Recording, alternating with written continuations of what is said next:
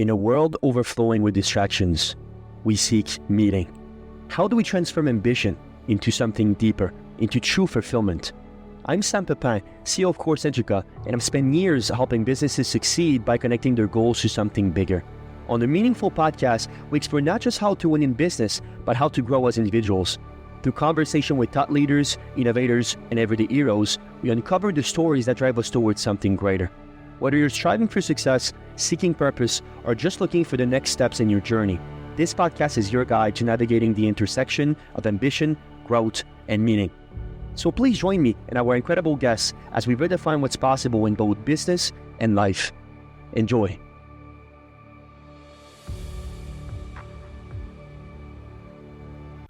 The more digital we get, the more human we need to be. Welcome to the Meaningful Podcast. I'm your host, Sam Pepin. Today we explore how technology can bring us closer together, how genuine connection outlasts automation, and how purpose-driven leadership can transform business and the soul behind it. Jon Ferrara is a trailblazer in relationship-driven technology.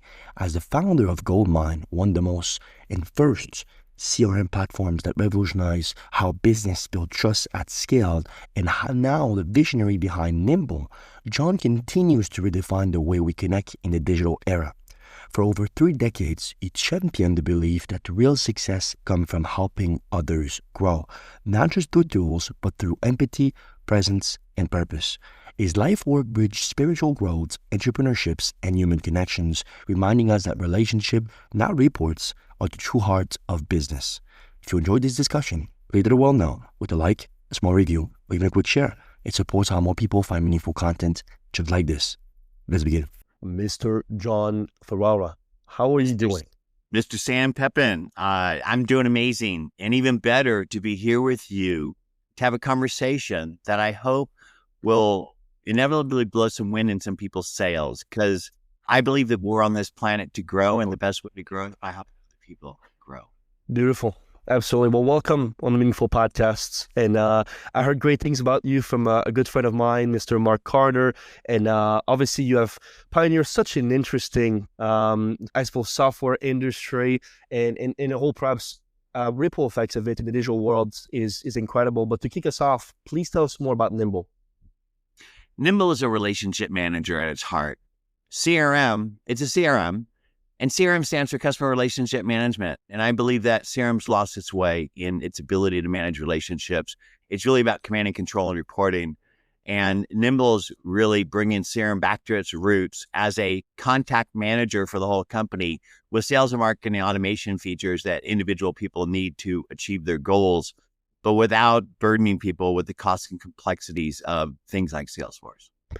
Really, I want you to take us back to the beginning of all this. So I know a little bit about your story. Like I said, it seemed like you were obviously very early in a networking software called Bayan, and even Rolodexes perhaps as a tool to manage all of these facets of relationships and what they look like.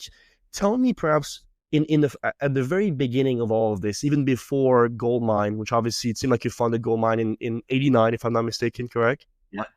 So really, perhaps even before GoldMine, when you were thinking about the state of networking software and sort of the urge to use it, the hype that was perhaps coming along it when it hit the marketplace, how did that feel in the, mid 80s to now have sort of a software to really begin networking in a more efficient fashion?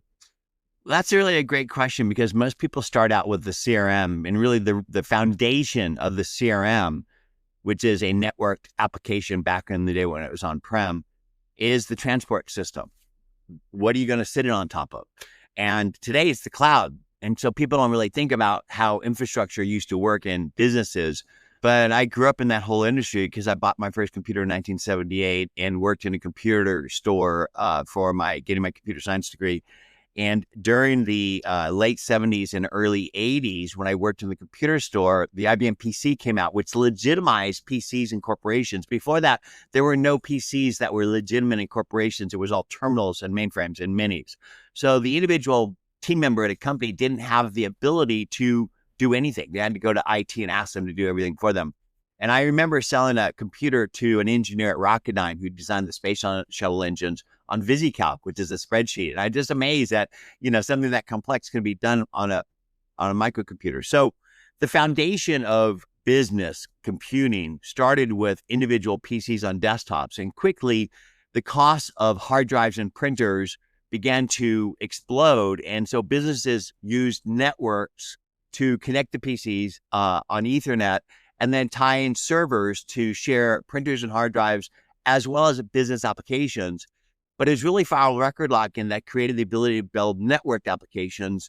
And that's where GoldMine came in. It was one of the first network applications, not just the first contact manager or CRM or market automation systems. It really was a first network application. And that happened because I worked at Banyan Vines, which was the enterprise network operating system that competed with Novell.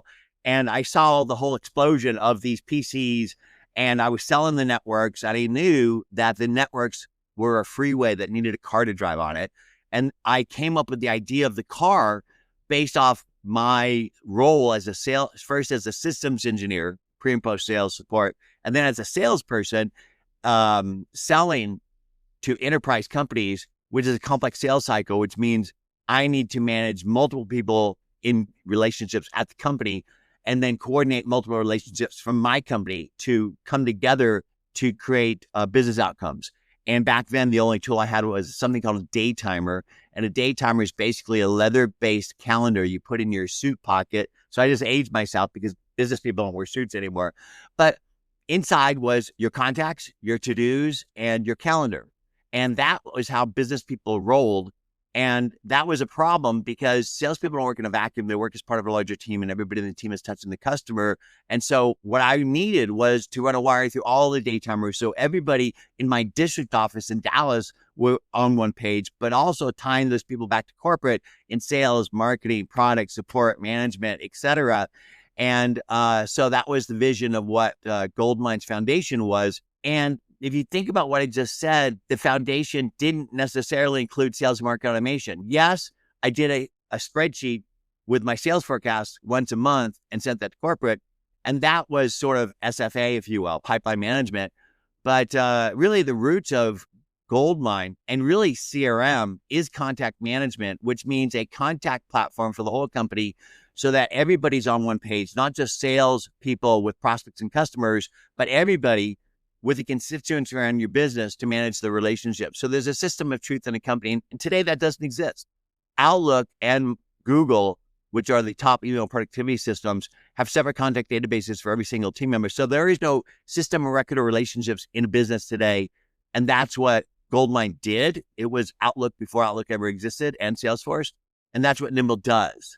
So GoldMine and Nimble had sales and market automation that essentially gave the salespeople the tools they needed to qualify and close business. But more importantly, it was the relationship manager for the whole company. And I think that's where CRM today has failed, because most CRMs, if you go Google them, Pipedrive, the sales CRM, Salesforce, the sales CRM, and even they fail because in order for you to use a CRM today, you have to go out and buy 5 or 6 SFA tools, Zoom Info to enrich leads, Apollo.io to scrape LinkedIn, Outreach.io to sequence and engage to qualify, LinkedIn Sales Navigator because they paywall everything you need on that platform, and a market automation system. And when you tie all that stuff together, they don't really work well together, and it's going to cost you $100 at least per rep per month. So that's $600 per rep per month that you need to spend on top of the $50 to $125 you're spending for the CRM, and you still don't have a relationship manager for the whole company. And that's kind of what we did at GoldMine and what we do at Nimble. I'm fascinated by GoldMine. It really, for me, these aha moments are what I've lived for, right? I just rewatched the Novell interview with Joe Rogan, which was a phenomenal interview. And he was talking about this concept of, again, the aha moment, when you connect the dots, when you say, well, fantastic, that's what the world needs. And you have the abilities to also doing it. That's even better, obviously. So you were talking a little bit about the disparity, perhaps, in 1989, perhaps with this letter pad in your suit and so on. So we're, again, starting way back, which is perfect.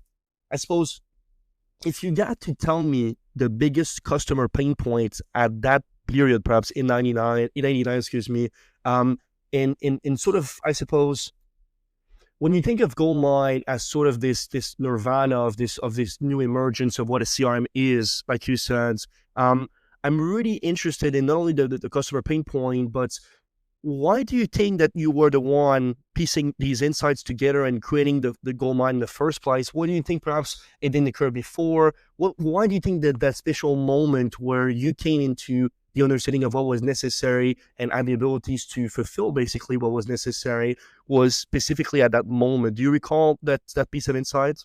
Absolutely, Sam. And another great question. Thank you.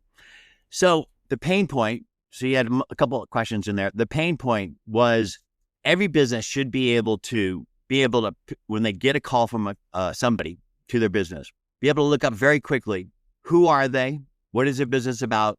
What happened? Who did it? What's going to happen? Who's going to do it? And the ability to log a note of the conversation and to take the next step. Because typically a customer interaction, and I say customer, I really should say constituency. Customer is the people you sell to. Constituency is the whole garden around your business that you and the whole company engages with to achieve your goals.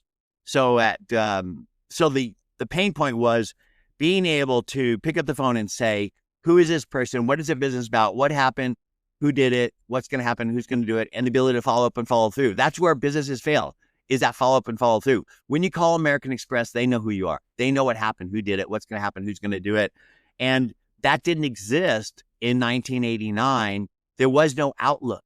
There was no tool that integrated email, contact, and calendar with sales and market automation. And so we created it. And the reason I think we were able to do what we did was the foundational layering of experiences. So I bought my first computer in 1978. That was like, there's nobody in LA that had a computer. I went and I hung out with other computer geeks at UCLA Computer Club, and we basically learned about all the software. And then I worked at a computer store and I learned every software program on the market for 3 years.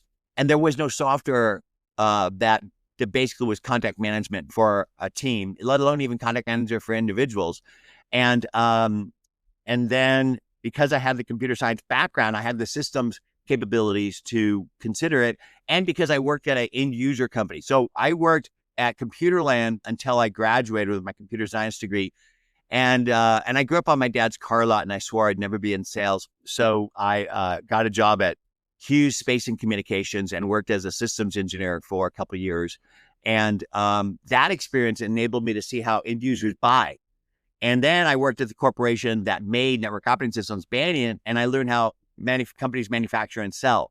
Without all these individual experiences, I wouldn't have had the perspective necessary to understand the role and experience of all these different people and how a team contact platform with sales or market automation can change the lives of all of them, because it enabled the resellers to sell better, the corporations to manage their relationships better.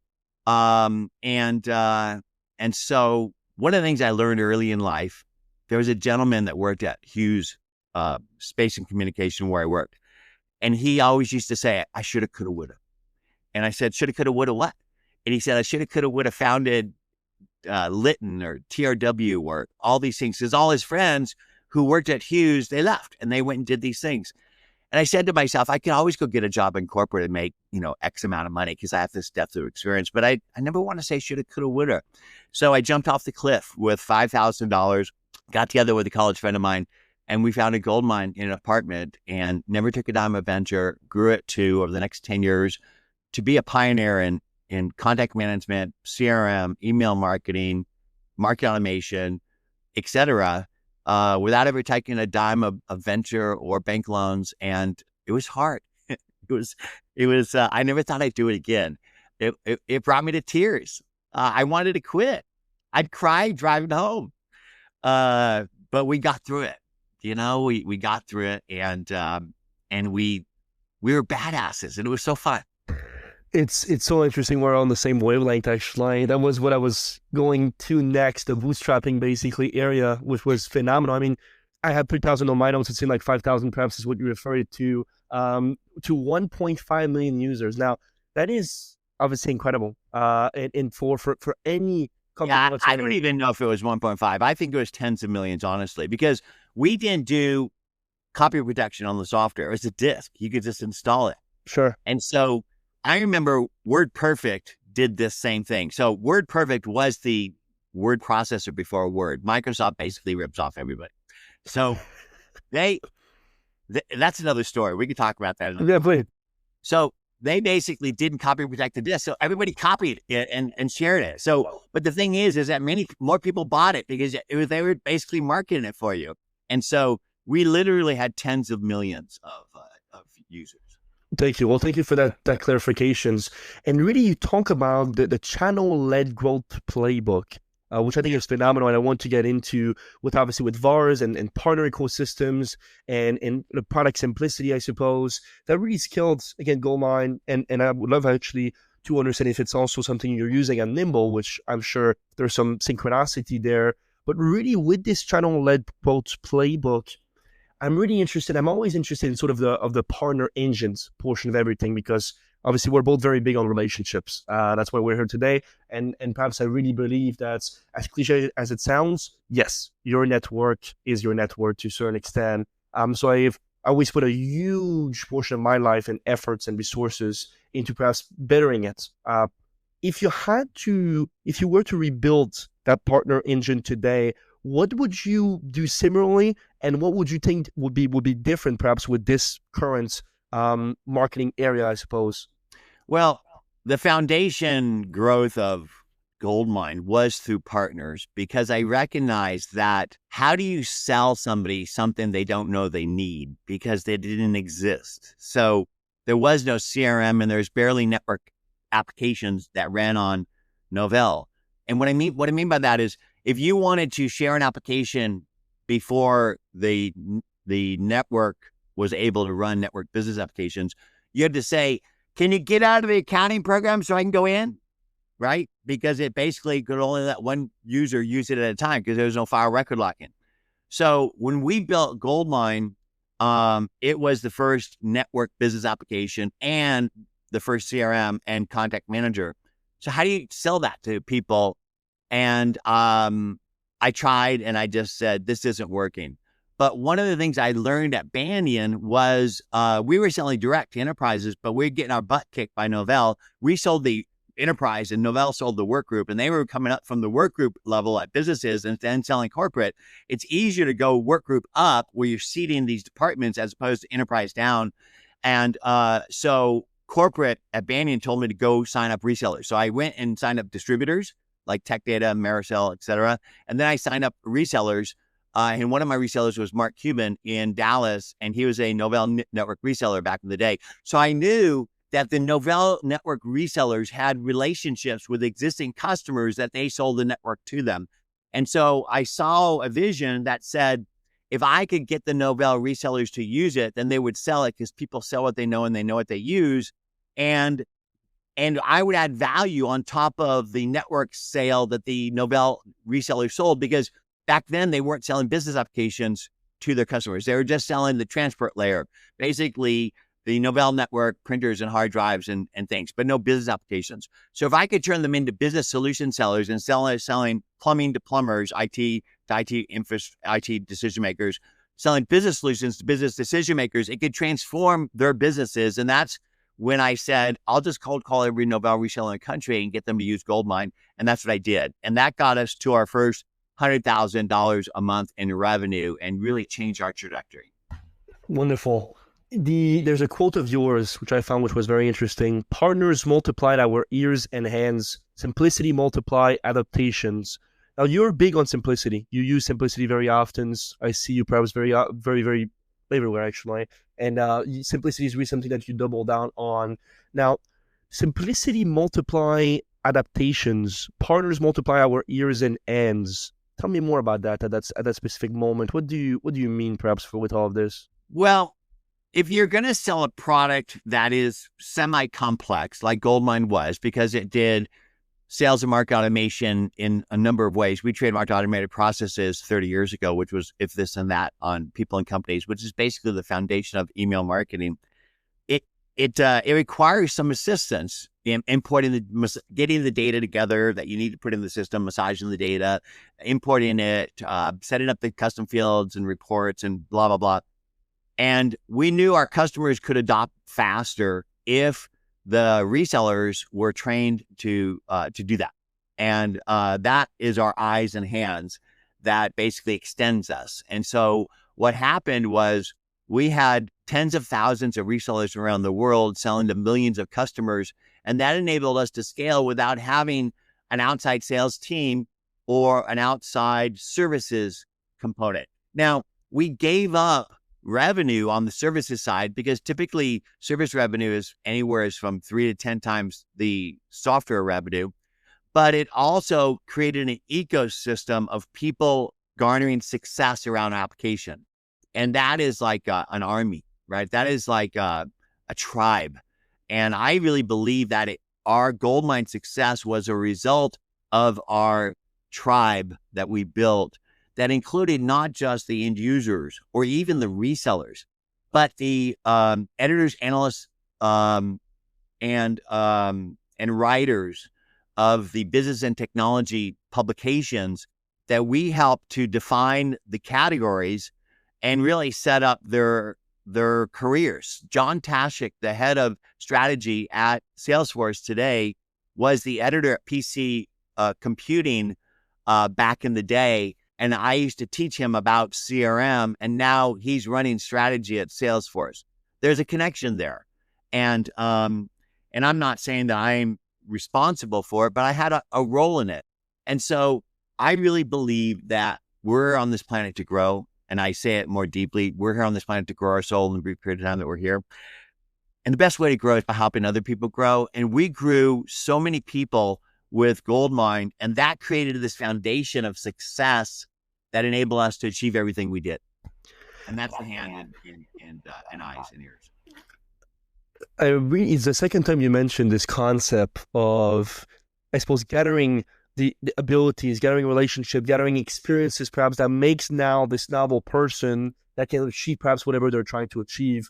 I really love this. I just think it's very close to Marcus Aurelius and a lot of the great thinkers, even Seneca, talking about this concept of just, again, everything that you went through, perhaps failures, success, people that you met, project that won, project that lost, made, again, this novel person, now this unique person, which is you and I, for example, and that perhaps consequently make them achieve something in which, like you said, you were a part of, I suppose, not taking it basically all the benefit for it, but still perhaps was a key insights into this journey of this gentleman at Salesforce. So just wanted to point that out because I think there's great insights on that. Now talking about the pioneer pause, I suppose, because you noticed something with the trajectory of CRMs, which is how Nimble perhaps got seeded, which I think is very interesting and is one of my, as a business owner, is one of my main concern nowadays, is this concept of, honestly, I'm trying to do too much, perhaps. We'll talk about that perhaps inside of this conversation, certainly. But I'm really interested, as you were observing perhaps that modern sellers were drowning in tabs and data and really insights that was outside of the sort of relationship first ethos that you now have with Nimble. I'm really interested if you had to point out the single behavior that legacy CRMs, you mentioned a few, right? Salesforce, HubSpot, Go High Level can probably be another one in those, still incentivize that most harm relationship-driven selling. What would that be, perhaps?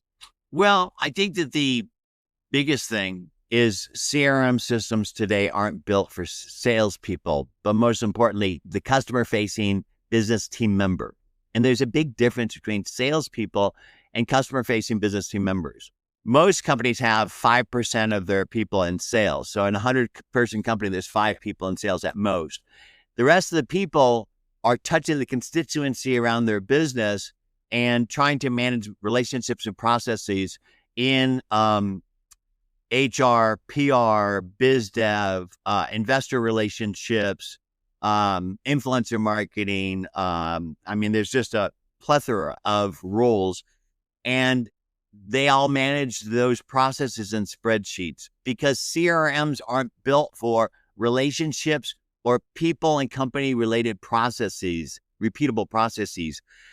And if you don't build repeatable processes in your company for the people engagement that you do, you won't scale. I mean, there's a lot of things that you do with people outside of sales in your company, and most people do it in spreadsheets. There's 225 million global businesses.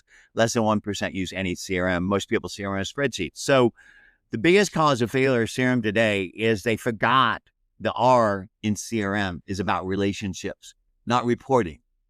So Siebel came out and it became the corporate standard. And then Salesforce came out and ate Siebel. And the whole premise of Siebel and Salesforce is they're selling to management for command and control of the sales and marketing process. And those systems lack not just contact management for the whole company, forcing everybody else in the company to run on spreadsheets, but they're lacking the SFA features that a typical CRM, the salesperson needs to engage. So sales reps have to go out and buy all the tools that I mentioned before, ZoomInfo, Apollo, Outreach.io, Sales Navigator, blah, blah, blah. And that's why you have to buy HubSpot Sales in addition to HubSpot Marketing, which is basically the tools salespeople need to qualify deals before they put them in the pipeline. And they don't have that. And so I think the big reason CRMs fail today is you have to force salespeople to use them. The reason they call it Salesforce, you have to force salespeople to use them. And they're not engaging.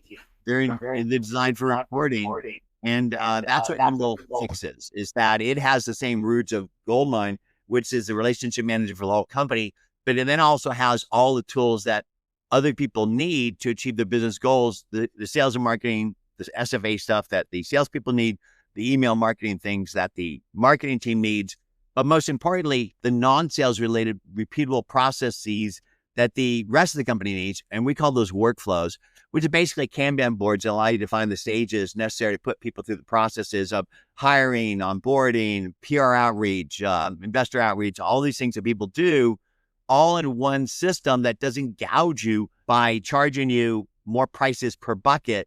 If you want team security features in Pipedrive, everybody in the company needs to be at the $75 level.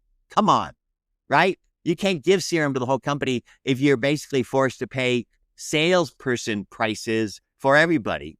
And Nimble's $29 for everybody. So we basically encourage everybody to use it, and we give you all the sales and marketing tools that you need to succeed without all those costs and complexities. Exactly. Relationship, not records. So obviously the route that you've always been in, but definitely is the Nimble route as we speak.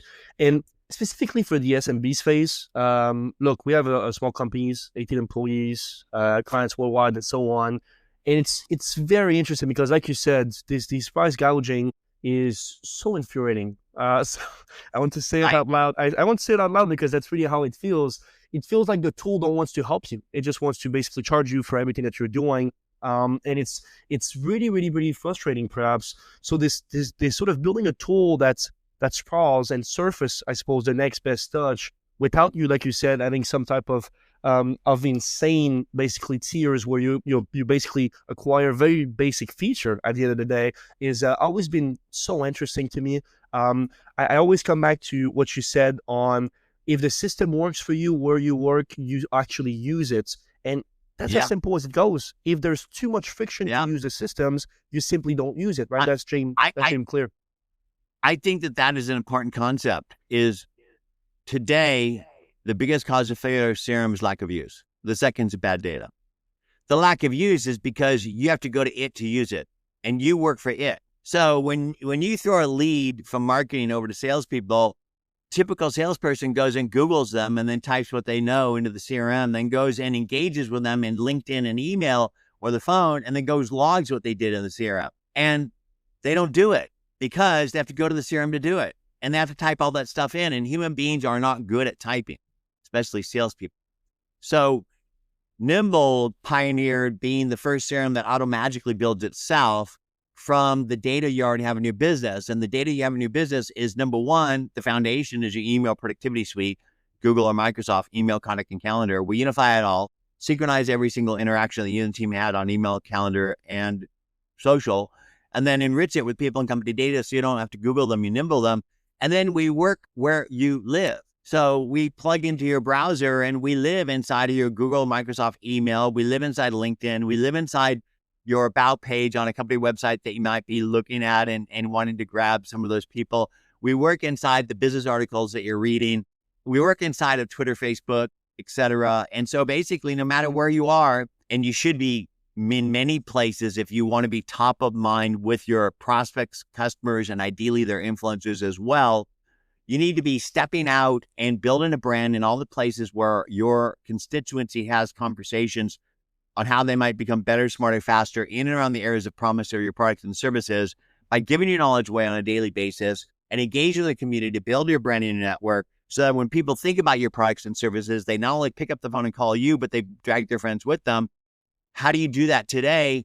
Well, that's why we pioneered social selling and social CRM with Nimble, because I'd been out of the business for 10 years. I sold GoldMine in 1999, spent 10 years raising 3 children, which taught me more about relationships than the previous 40 years of entrepreneurship ever did.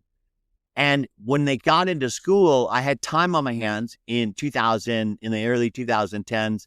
And I saw how social media was going to change the way we work, play, buy, and sell. I saw how it's so powerful to rebuild the connections that I had lost by being a present dad, because as a dad, you're like this and you're not kind of like this. And so I'm just focused on my kids and all the things necessary to raise them. I started building relationships in Twitter, Facebook, and LinkedIn, and I saw how powerful it was to rebuild those connections and build new ones. But all the contacts were all in these separate tabs. And I wanted to consolidate them into a singular contact system because I know how powerful that could be. Because if I want to do an outreach, I need to segment them, and I can't segment them if they're all in different places. So I basically I convinced LinkedIn to give me their public and private APIs, which they've never given to anybody. And I basically built LinkedIn Sales Navigator before it existed by unifying LinkedIn, Twitter, Facebook, Crunchbase, AngelList, etc., bidirectional synchronization of everything, including connections, messages, notifications on posts, contacts from LinkedIn and Twitter and Facebook. And that essentially was the roots of social CRM and social selling. And it was really powerful. The market really, really loved that ability to do so. And that was our roots. But, companies want to dominate their technologies. And Facebook cut off the API because they want you to go to Facebook to consume Facebook so they could sell your eyeballs.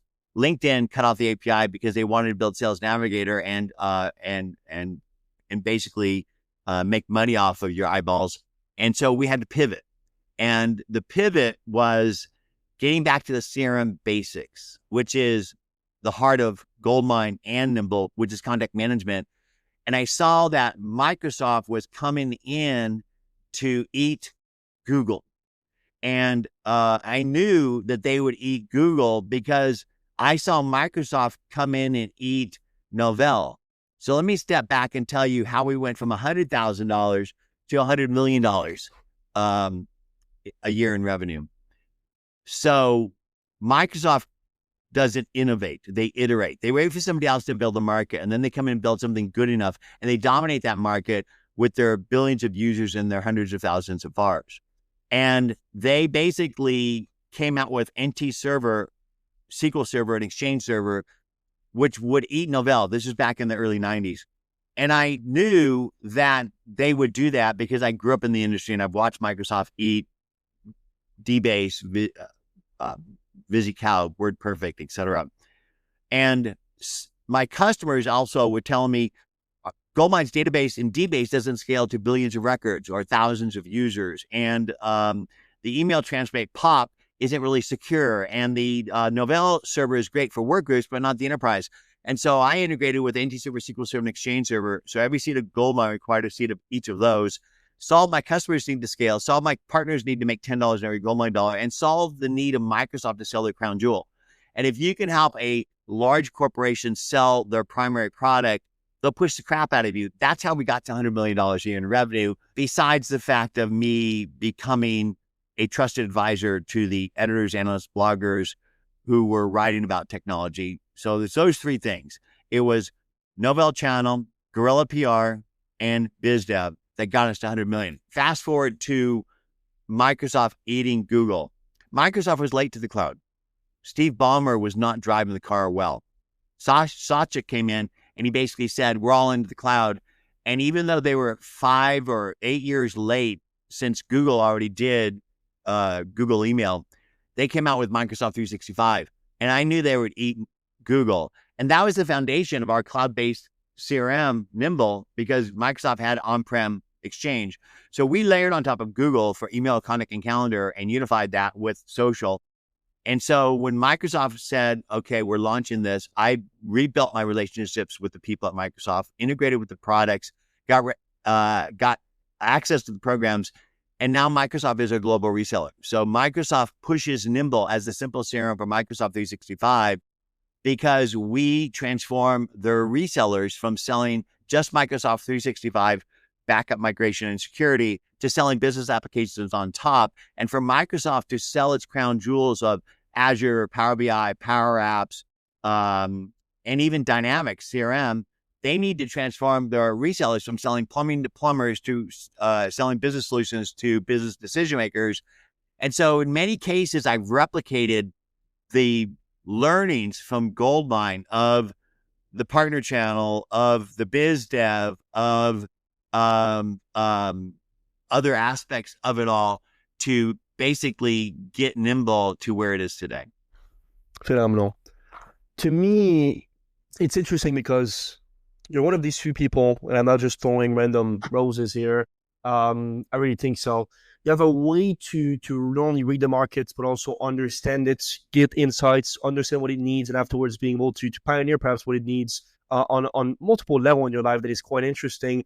One thing to mention that I want to double down on is social selling before it was cool. Perhaps I saw this thesis of yours in Forbes 2012, actually, and you were talking about this concept that business is social and obviously bring the people from a digital footprint perspective into the records and then meeting them and when they converse is so powerful. And it really reminds me of Charles Arness, actually, of all people, which talks about the details are not the details, they make the design. Perhaps they're whatever you think the details are actually quintessential to whatever operational designs you're working on. So from your perspective, as we speak right now, if you had to give us a few signals, perhaps, that you consider the highest leverage social tells, as you like to use quite a lot for prioritizing outreach these days, what do they look like? Because I think there's a great use of social media. There's pretty terrible use of social media also. So tell us about those signals if you could. You bet. So in the old days, I used to teach salespeople to, when they go in somebody's office, to look at their walls, look at the books they read, the degree of the school they went to, the knickknacks they collect. All these things are potentially what they might share in common. I call that the 5 F's of life: family, friend, food, fun, and fellowship. These are the commonalities that you might share with somebody, that you might share with them to build the intimacy, to get them to trust you so that they open up to you about their business issues, which is a professional you can then solve. Today, we do that digitally.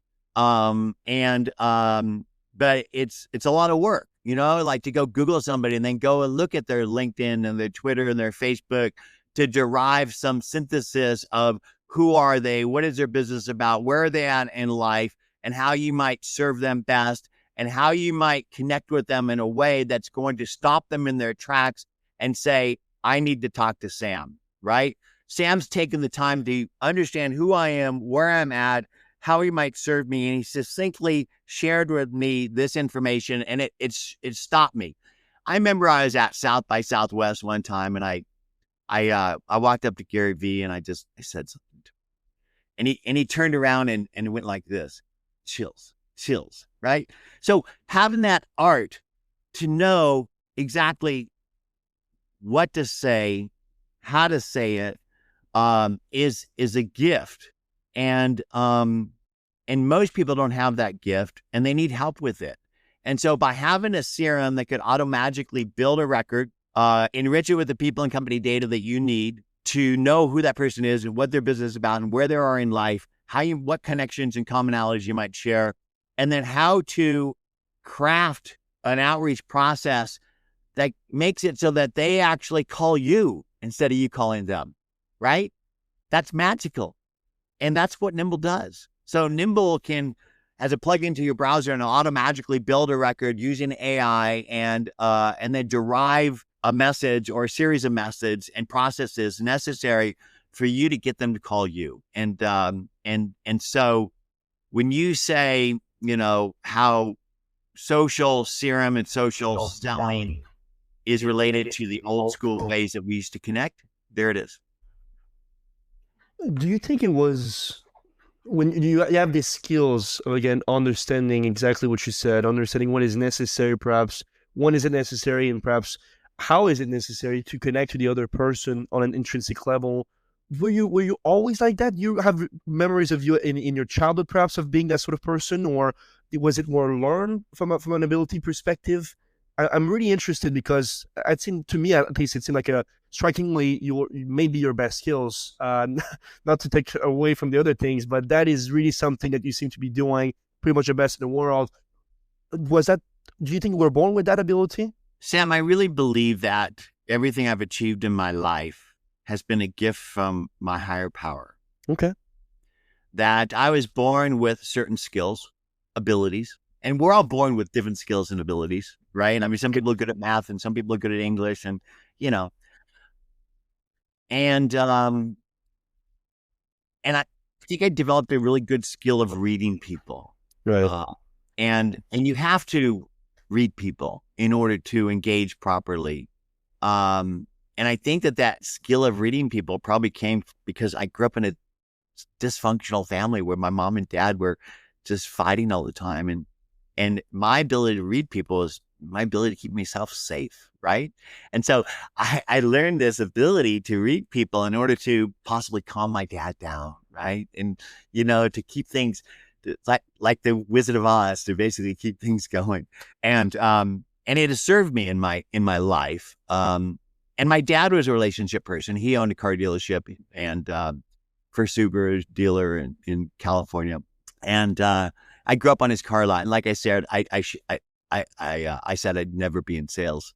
And I don't think of myself as a salesperson, but I do believe that I have a gift of connecting with other human beings through storytelling, through connections that builds a bond that will survive any business issues.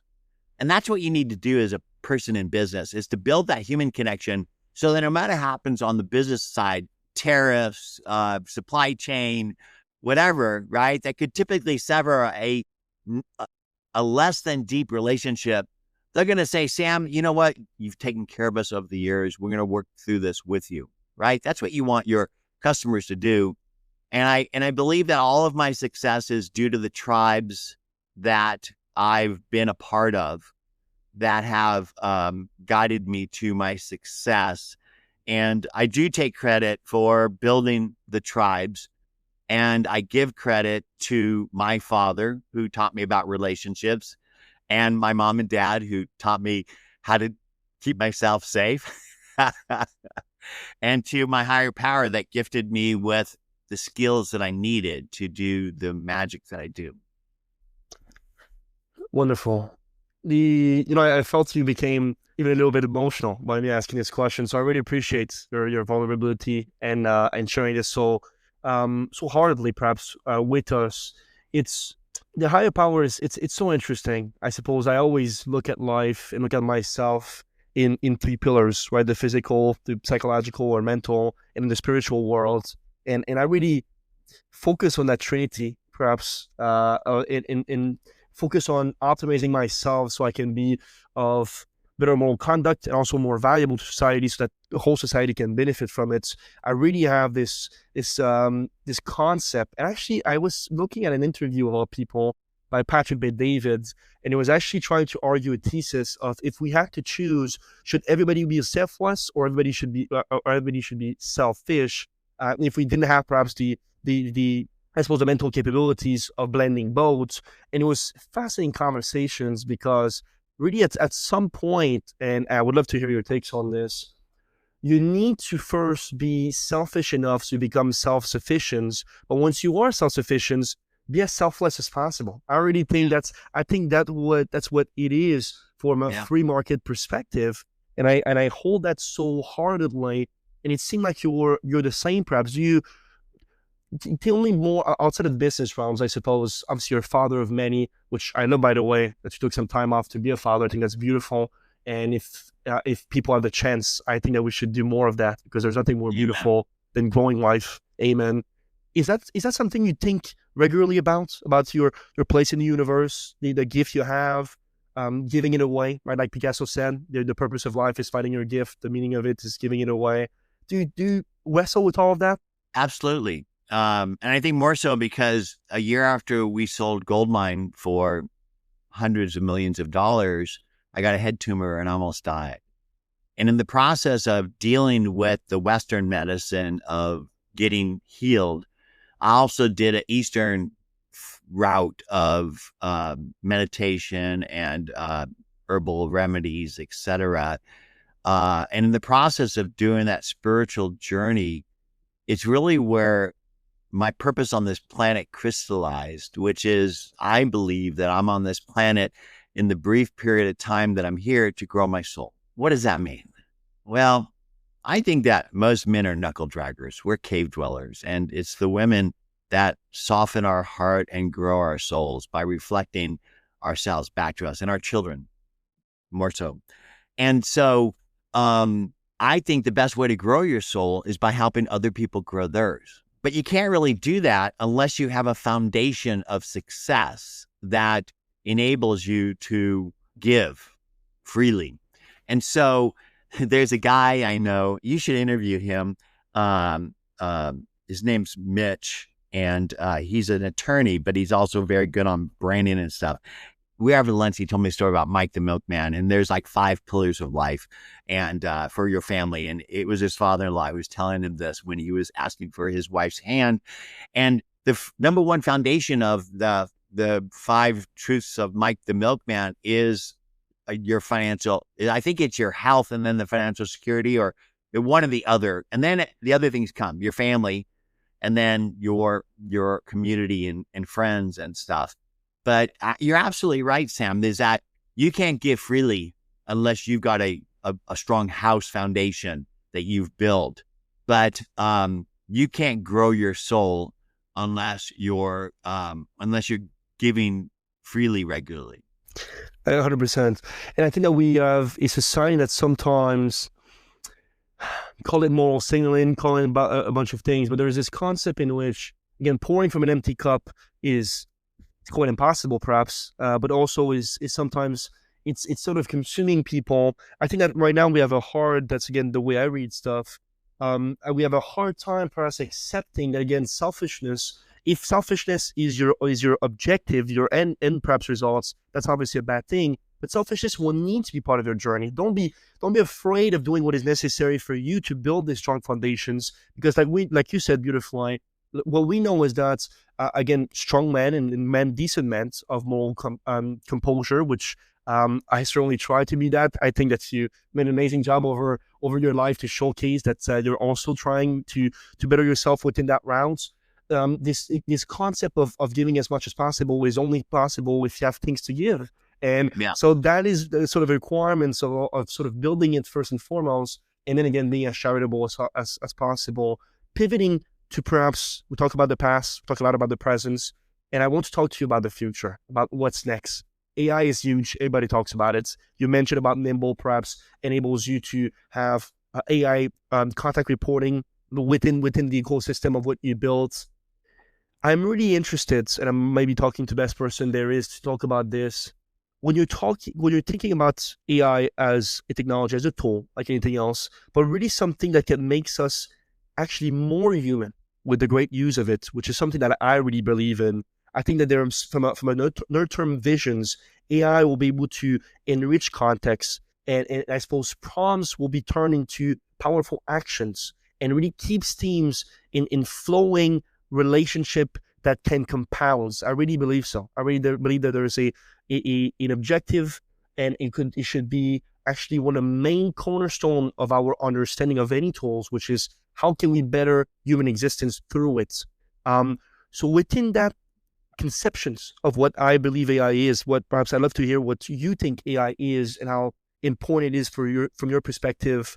Where are you with the current societal discussions of being afraid about AI, of the gate rails that are necessary for AI. What is your position within that whole conversation? What's your take perhaps on AI, broadly speaking, first and foremost? Well, we all get blasted in our inbox, in our phones, in our texts, and in social with bots. And you know when it's AI. I mean, you can feel it. You look at an AI image and you just like, it's like AI did that, right? And I think that the more digital we get, the more human we need to be. That if you want to really stand out from the crowd, you need to basically give Gary V chills, right? And you're not going to do that with AI. Now, AI can help you to do it. The average human being can only manage 100 to 200 people in their head at one time. But most of us have thousands of connections, if not more. And if you are not building your brand and growing your network by identifying the places where your constituency are becoming better, smarter, faster, in and around the areas of promise of your product and services, and giving your knowledge away on a daily basis to set yourself up as a trusted advisor. So when your prospects and customers, ideally their influencers, need your products and services, they pick up the phone and call you and drag their friends with them. If you basically do what I just said by giving your knowledge away, and I call that the 5 E's of social business: educate, enchant, engage, embrace, and empower. So you educate people with enchanting content and you embrace them with the intent to empower them and grow them. You're going to have tens of thousands of connections. How are you going to manage them? So you need a contact platform. Everybody listening to this today should have a personal CRM, and Nimble wouldn't be a bad one for them. Because you need to manage your network, because you're going to get hired at your next job for your network and your brand. You need it to have the ability to automatically enrich contacts with people and company data, and then enable you to segment people based off your needs of engagement, whether you're wearing the PR hat, the biz dev hat, the investor hat, you're going to New York to speak at a conference, whatever. And then to be able to craft messages at scale, whether it's a single blast or a series of messages, or a series of messages combined with phone calls and texts and manual things like following people and sharing and commenting on their stuff. These are the things that you need to dance in life in order to be seen as a human being, to build those connections that will survive the trauma of our chaotic world today. And AI helps you with that. But if you rely on AI to be your voice and to be your moral compass and to do a bunch of automation, people are going to go, ooh, not ah. And you want people to go ah when you are reaching out to them. And yeah, and that's what we're building at Nimble. Ooh, not ha. I love that. I'll definitely steal that from you. I think that was beautiful. I think you said something that really made me think. AI should free your head to focus on the human. I also like what you said about the more digital you go, the more human you should be, because perhaps the further it is from basic human interactions. I think that was quite brilliant. More significantly, perhaps, Jon, over the next 12 months, which AI capabilities do you think will improve the most of the day-to-day relationship management for SMBs and beyond? I think that most people aren't good at writing. And those that can communicate effectively move mountains.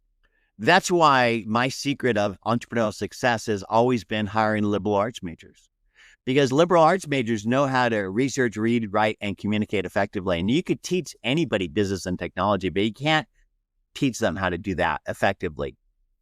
And AI does that so beautifully. And not just in a single email, because a single email is not going to get you anything.